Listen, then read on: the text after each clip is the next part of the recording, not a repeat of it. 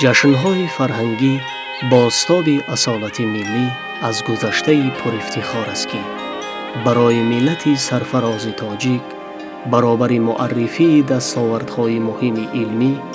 وسیله مهمی در بقای فرهنگ، زبان، تاریخ و تمدن هزار ساله دولت و دولتداری گردیدند.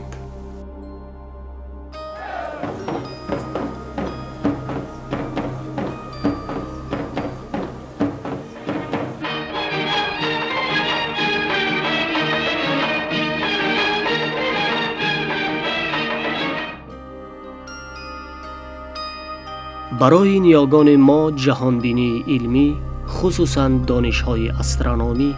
جهتی پیش بردن فعالیت‌های هر روزه مردم موقع اولین درجه داشت. زیرا محض توسط مشاهده جرم‌های کیهانی، ابتدای ماه‌های طبیعی، مساعد آمدن باد و هوا دقیق می‌گردید و بر اساس آنها کارهای مهم خواجگیداری، غله‌کاری، جمع‌آوری حاصل پیش می رفت.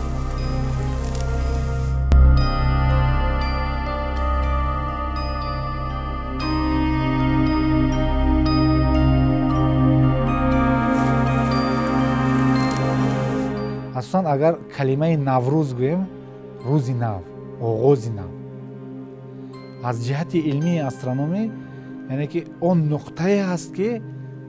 نقطه یعنی که از روی کاردینات های ابجکت های کیهانی گویم، از روی حساب کتاب ها این نقطه نول، یعنی که نقطه صفر، یعنی که آغاز، یعنی که سرشوی از همین سرچشمه میگیرد. یعنی روزی نو یا که نوروز، آغاز روز، آغاز فصل سال، بهار، بیدار شوی طبیعت. وقتی فرارسی جشن و مراسم های قدیمی از روی مشاهده های جرم های آسمانی یک بخش مهم از تحقیقات های دانشمندان آریای زمین می باشد که نوروز را در اندیشه خود جشنی برابر شوی شب و روز، هماهنگی با طبیعت دانستند که به استقبال سال نو برپا می شود.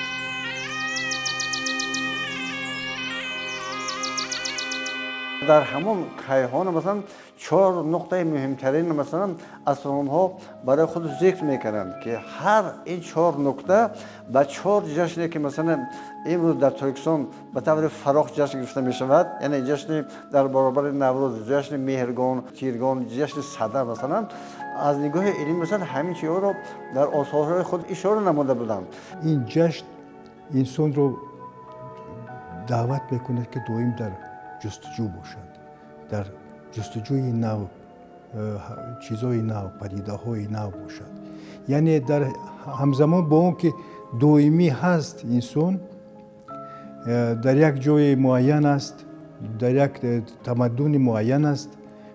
بوجودین در همون جایش هم آرام نایستد و حرکت کند. در خود طبیعت که جو گرفته است، طبیعت انسان هم یک جزوی همین طبیعت که است، برای این پابرجا است. نوروز این بغیر از اون که نوگانی میخواهد، باز یک پیام است، پیام بسیار محتشم، نه برای یک قوم، البته قومی که اون این عید را به وجود آورده است قوم‌های ایران نژاد هستند، لیکن این پیام برای تمام اقوام دنیا است.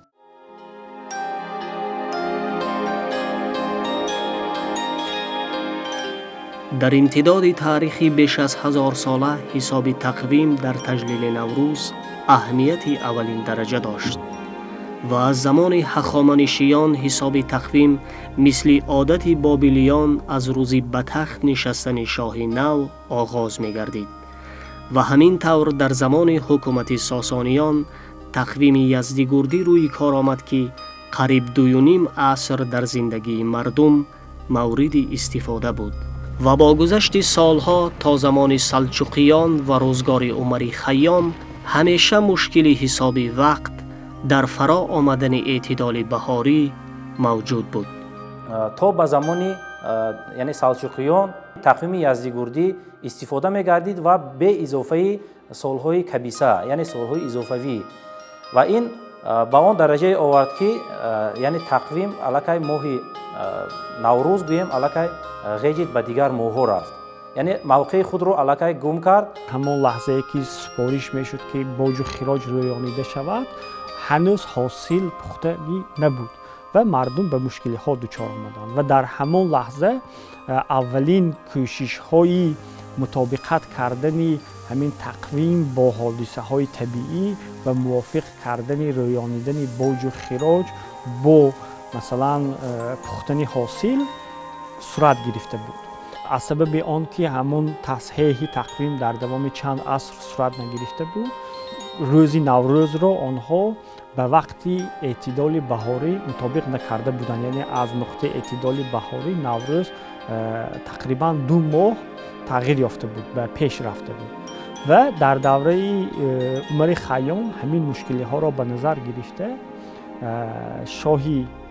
салҷуқӣ супориш медиҳад ки як гурӯҳи бисёр бузурги олимони давр ҷамъ оянд ва онҳо ба расад пардозанд, яъне ба мушоҳидаи офтоб ва ҳаракати замин. با فرمان ملکشاه سلجوقی گروهی از ریاضیدانها و ستاره‌شناسان که در فضل و دانش حکمای عصر بودند به هم آمدند و با سروری عمر خیام در رصدخانه اصفهان طول سالها مسیر حرکت آفتاب را زیر نظر گرفتند و زمان حرکت آن را از یک صور فلکی به دیگری چین کردند. به همین ترتیب 12 ماه سال معین شد. این مشاهده دقیق و تحلیل ریاضی خیام توانست زمان دقیق تکمیل حرکت خورشید بر مدار کروی را حل و فصل نماید. همین گونه در زندگی انسانیت تقویم تدوین شد که تاکنون دقیق ترین است و با نام جلالی معروفیت دارد. یکی از مشکل‌ها در آن بود که این موافقت نکردنی همون تقسیمات برج‌ها که ابسترکتی بود با برج‌های واقعی که در آسمان قرار دارند. اگر ما به این تقویم نگاه کنیم این برج‌ها 3 درجگی هستند، یعنی درازی آنها برابر است و موافق این تقویم آفتاب در هر برج مدتی برابر قرار می‌گیرد.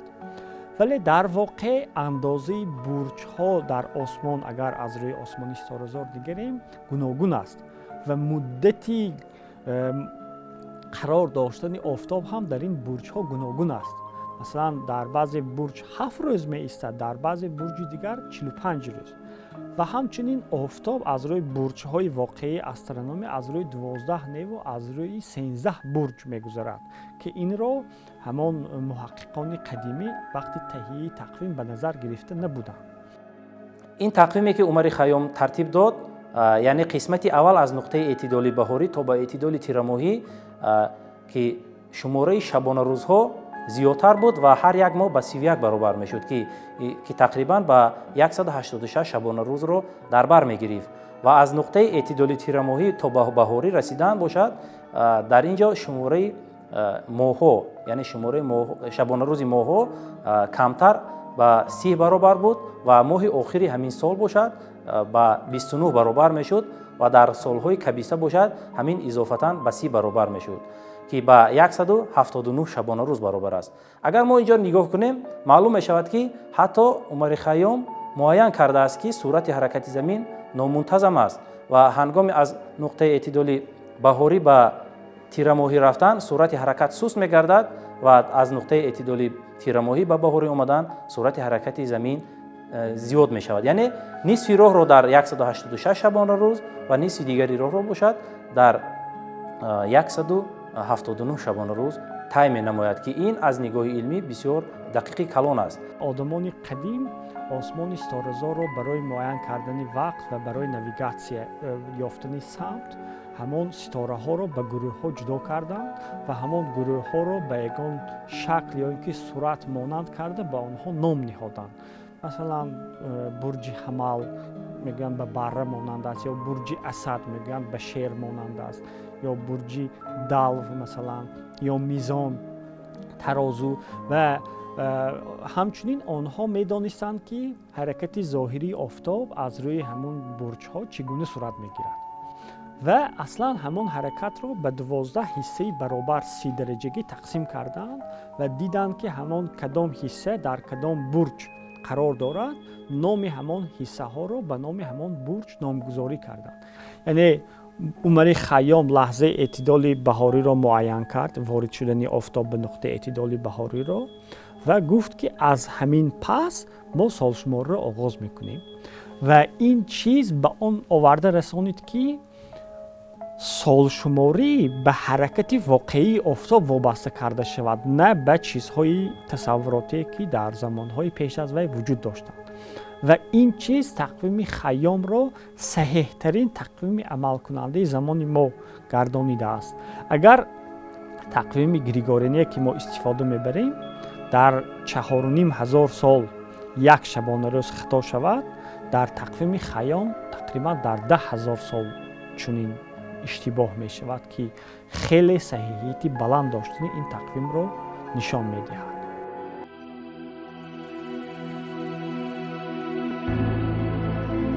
عمر خیام برابری از جهت علمی دقیق معین کردن وقتی فرا آمدن جشن نوروز، این چنین مهمترین دانشنامه علمی نوروزنامه را نوشت که در اساس سرچشمه‌های تاریخی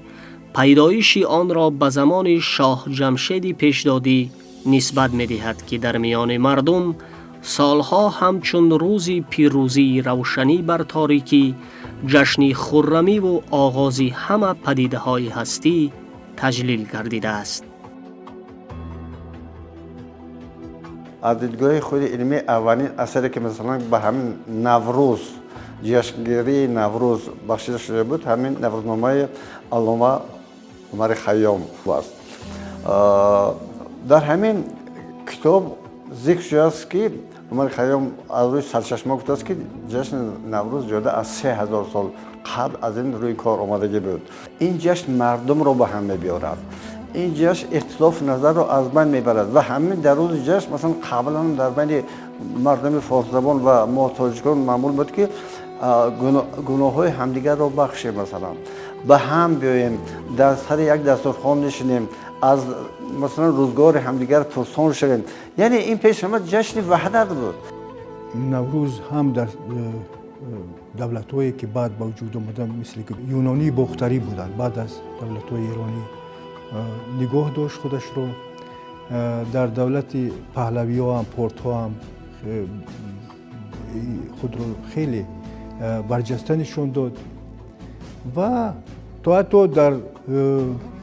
ایدئولوژی که یا نظریه‌های و دین‌ها و ادیان‌ها و باورهایی که در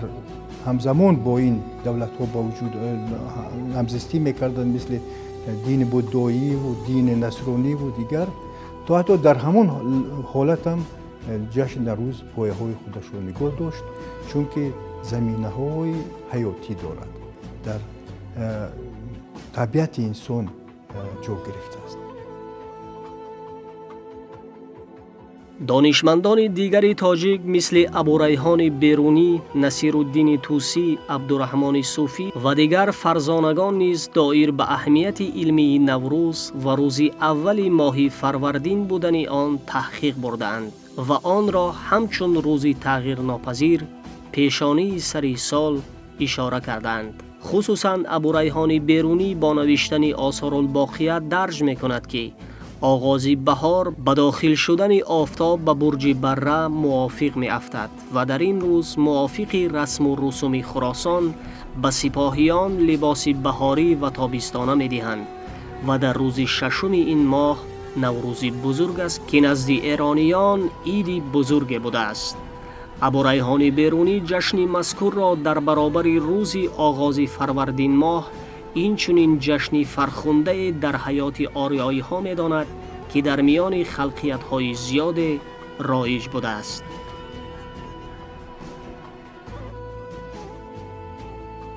بیرونی میگوید که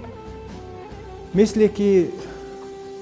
آفتاب و ماهتاب دو چشم آسمان هستند، همین نوروز و مرگون دو چشم زمان هستند. برای همین زمان رو از نوروز سر کردن بسیار مهم است و ما میدونیم که در همین طبیعت دو انقلاب است و دو اعتدال است. دو انقلابش یکی در شب یلدا 22 دکبر است، یعنی درازترین شب که دیگر از اونجا بعد صفر و سر می شود، یعنی بالا شدن دراز شدن روز از همونجا، از نقطه ابتدا همونجا است. و دیگر انقلاب تابستانه 22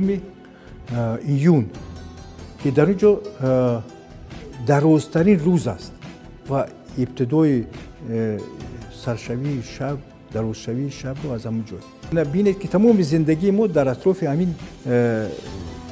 4 عنصر همین کائنات است، زمین و آفتاب، و تمام خواجگی‌داری ما، زندگی ما به همین وابسته است. من در نوروز میکاریم، در مرگان، در تیرگان اون را پرورش میتیم، گرمی میتیم، در مرگان جمع آوری میکنیم، ذخیره میکنیم، در صدا استفاده میکنیم. چون در آثار الباقی ابو ریحان بیرونی که گفته می شود، گذشتگان ما هر یک روزهای ماه‌های در برابر نام ماه‌ها باز روزهای نام خود را داشتند و هر روزی که با هم نام ماه خود برابر می آمد جشن گرفته می شد، از قبیل روز هرمز در ماه فروردین یا ماه هرمز، روز شهریور در ماه شهریور، روز مهر در ماه مهر. به این گونه جشن ها نیز واقعا به یک حادثه های استرونومی یا حادثه های مربوط به طبیعت توأم کرده شدگی بودند. بیشتر دانشمندان در طول تاریخ ساعت فرارسیدن جشن نوروز را با وارد شدن آفتاب به برج حمل تصدیق کردند. اما تجربه های نو علمی، خصوصاً استفاده از رصدخانه استرونومی که عالمان انستیتوت استروفیزیکای اکادمی ملی علم‌های تاجیکستان در زمان امروز مشاهده های علمی انجام می‌دهند، ثابت نمود که در طول زیاده از 1000 سال نقطه اعتدال بهاری با درآمدن آفتاب نه به برج حمل بلکه وقتی آن تغییر یافته به برج حوت راست می آید.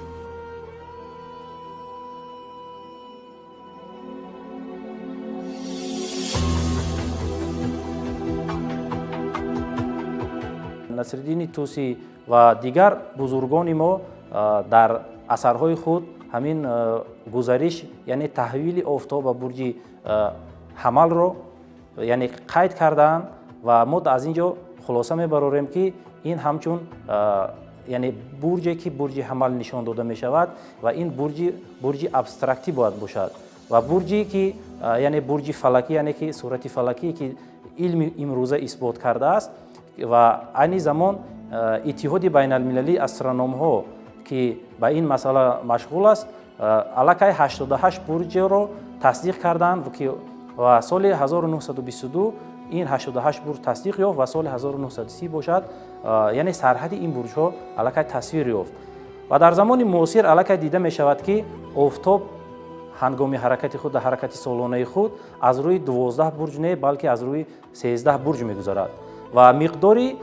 شبانه روزها یعنی مقداری گزارش از هر یک برج برابر نبوده در تفاوت از 7 شبانه روز تا به 45 شبانه روز رفته میرسد که و در بین یک برج دیگر که یعنی تصدیق نشده برج مرفضا می باشد. در زمان ما آفتاب به برج حمل در آخرهای ماه اپریل وارد می شود که با نوروز واقعی مطابقت نمی کند. از سالهای صدم میلادی به این طرف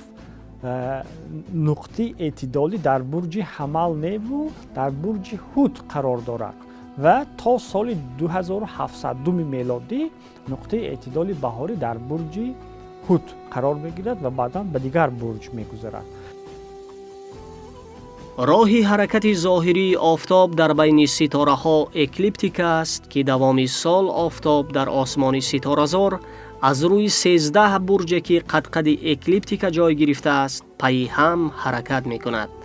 و محض هنگام فرا آمدن جشن نوروز آفتاب در یکی از دو نقطه برش همواری های اکواتوری آسمان و اکلیپتیک واقع گردیده از نیمکره جنوبی آسمان به نیمکره شمالی می گذرد.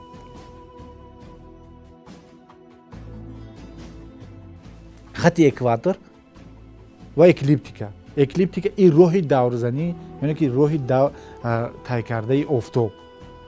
هنگام بوریش همین این نقطه، یعنی که بوریش خط اکواتور و اکلیپتیکا، همین نقطه بوریش این هست اعتدال بهاری، این هست نوروز. بزرگ گفته است که همه اخترشناسان زیج بودند، شمار اخترها یک یک بکردند، چو گردش های ایشان را بدیدند، زی آذر ماه روز برگزیدند. یعنی در اساس دلیل های استرونومی معین کردن جشن نوروز تا به امروز آمدن و به یک جشن بین المللی تبدیل یافتن آن، این همبستگی انسان به طبیعت و کیهان است. عالمان تاجیک در شرایط امروز نیز با استفاده از بهترین دستاوردهای تکنولوژی، خصوصاً رصدخانه‌های علمی، در شناخت جشن نوروز و فرا آمدن اعتدال بهاری مشاهده‌های کیهانی انجام می‌دهند و روز و ساعت ورود نوروز را با حساب‌های دقیق استرونومی معین می‌کنند. از نیمکره جنوبی به نیمکره شمالی گذشتن، وقتی که میگذره در یک نقطه بوریش میخورد، این روزی نو و احیای طبیعت است که با امسال 20 مارت سال 2025 ساعت 10:01 فرا میرسد با وقت دوشنبه ما.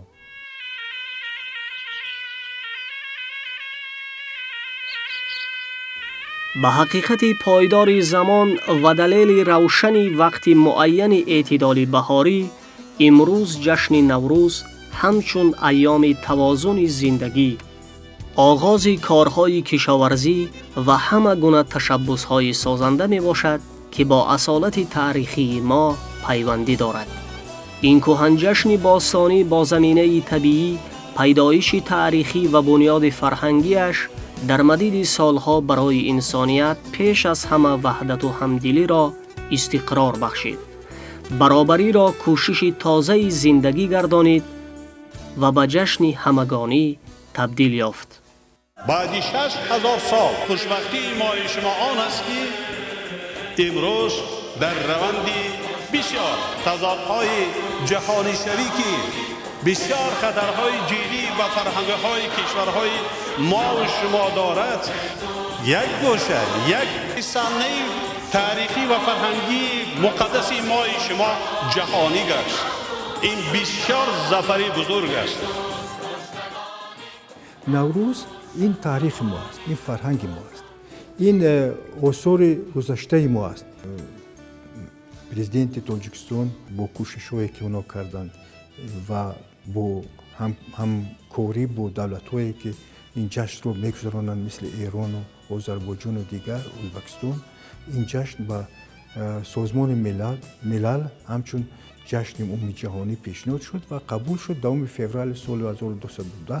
این قرار در اسامبله گنرالی قبول شد و این یک باعث خوشبختی و خرسندی ما است. این سرمایه اجتماعی ما است، این با ما همه وقت است. لیکن بغیر از این نوروز تعلیم میدهد که طبیعت و جمعیت و خود انسان هم باید رشد کند. انسان سرمایه، رشد انسانی، سرمایه انسانی مهمترین سرمایه هست. از فضیلت‌های این جشن امروز تمام مردمان و ساکنان مثلا سیاره برخوردار هستند و چون به ماهیت این جشن خوب فهم می‌روند، درک کردن، ببینید در همه جا قریب که تمام مردم دنیا مثلا این جشن رو چکار می‌گیرد، پیشواز می‌گیرد، جشن می‌گیرد و توسط مثلا همین جشن اگر بعضی از ملت‌های دیگر مثلا از تاریخ پیدایش این جشن نوروز آگاهی پیدا کنند، درباره ملت ما تصورات اونها چی میشه کاملا دیگر میشه که این ملت واقعا هم ملت هم علمی است هم ملت فرهنگی است.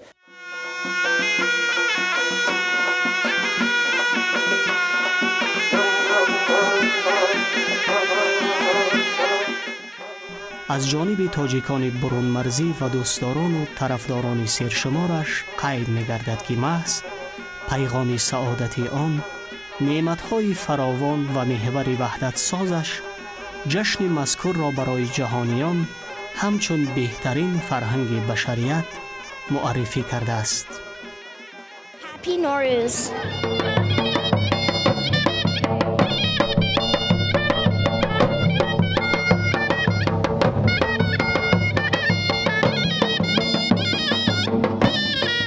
Happy Nowruz. I hope for good fortune and luck to come towards everyone's life. Thank you.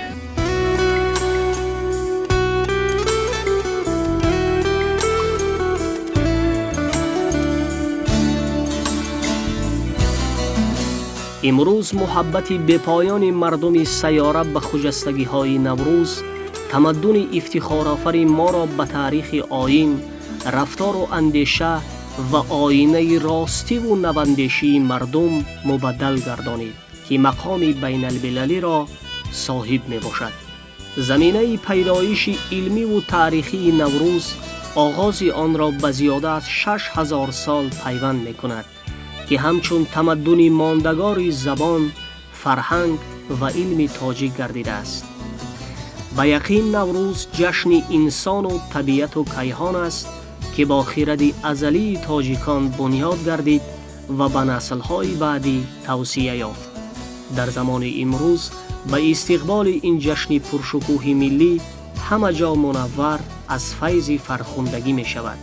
پیر و برنا شادمانی می کنند، زیرا که نوروز پیغام نور و صفا، فرهنگ پایدار پیوندی